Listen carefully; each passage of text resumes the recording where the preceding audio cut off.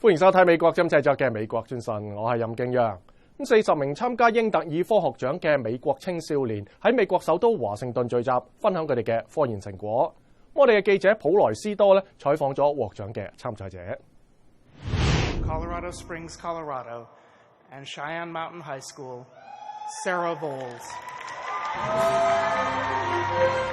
憑藉住對替代性能源嘅研究，薩拉沃爾贏得到2013年英特爾科學獎同10萬美元嘅獎金。美國之音喺英特爾科學節沃爾獲得到大獎之前採訪咗呢一位17歲嘅少女。最引人注目嘅並唔係佢嘅第一名獎牌，而係佢耳環上刻住嘅書蟲呢2個字。沃爾嘅研究係增加藻類產油量，佢嘅成果能夠使到生物能源更加慳錢。I'm trying to use guided evolution, artificial selection, focusing on a population of algae, and trying to make the algae evolve to produce more oil. So the way I'm doing that is I'm using a chemical. It's actually an herbicide that kills algae if they don't produce enough oil. 佢話培養嘅藻類當中存活落嚟嘅能夠產出更多嘅油。佢哋將呢一個特徵遺傳咗俾下一代。I've got my microscope and my centrifuge and all my flasks, and like I sleep on my algae's 16-8-hour light dark cycle because it's like right under me. I have to keep the hazardous chemicals downstairs. 英特爾基金會嘅執行董事溫迪霍金斯話：英特爾科學競賽贊助呢一類實用嘅研究已經有70幾年啦。It's very rare that students have the opportunity to do more in a science class than memorize formulas, do some cookie cutter experiments. 呢啲年輕科學家啟發咗美國教育部長鄧肯。They've had this amazing exposure and opportunity to find their passion and to make a real difference. I think not just in our country, but potentially across the globe. 布萊尼溫格獲得到呢一次比賽第10名。I taught the computer how to diagnose breast cancer, so it could determine whether breast masses are malignant or benign. 呢一位參賽者話：失敗中吸取教訓，先至能夠取得成功。I was very excited. It was really late at night, so my whole family was in bed, and I was kind of sitting there bug-eyed. It was great. 奧利里研究咗一種威脅漁業嘅入侵物種小龍蝦嘅習性。Ultimately, this project is going to lead to ways to predict where they're moving next and create kind of a proactive method of control. 記者蘇珊娜普萊斯嘅報導。據一份研究報告話，全球每日大約有16000名嘅兒童因為飢餓而死亡。就算係喺富裕國家，亦出現飢餓問題。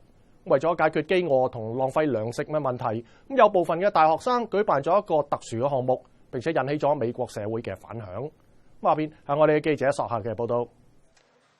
馬里蘭大學嘅學生西蒙同佢嘅朋友睇到校園裏邊好好嘅飯菜剩翻晒落嚟，好難接受。We basically noticed that some of the extra food from our dining halls is going to waste at the end of the day, and we met with our dining services and asked them whether it would be okay if we, instead of throwing that food away, donated it, and they were on board. 1年半之前啊，呢啲學生成立咗一個叫做食物回收網絡嘅組織，每日晚上，義工都到學校嘅飯堂裏邊將剩飯收翻起嚟，送俾窮人收容站同埋食物站。When we started, we collected, I would say, a little bit more than we currently do now, so maybe between 100 pounds and 200 pounds of food per night. 到目前為止啊，佢哋已經將23000多公斤嘅飯菜捐獻俾當地嘅慈善機構。如果佢哋冇咁樣做，呢啲飯菜都會嘥晒。大學飯堂取消咗裝飯菜嘅托盤，費伊係餐廳嘅廚師。We do not use trays because it's proven that the students fill up a tray, and this way they only pick up their plates, and they can only grab so much food, and then they can go back in line to get more food if they want. That prevents wastage for that. 全國資源保護委員會話，每年全國浪費嘅食物達到1650億美元。發言人鮑勃基夫話：呢個大約係全國整個食物生產量嘅40%。If we could reduce our waste in this country by 15%, we could feed 25 million hungry Americans. That's a huge benefit, and that's what programs like the Food Recovery Network are doing. 回收食物嘅其中一個受益團體係基督教生活中心，管斯萊係資深牧師。It's just been amazing to see these students take their own time, their own vehicles, their own gas money, and be able to take an effort like this. Each week we're able, with this food, to probably feed over 100 people. 馬里蘭大學嘅食物回收網絡現有200名義工，呢一個項目已經擴展到全國18間學校。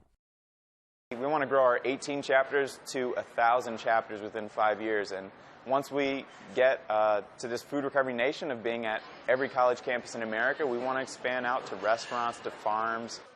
義工決心要令呢一個目標成為現實。記者索客嘅報導。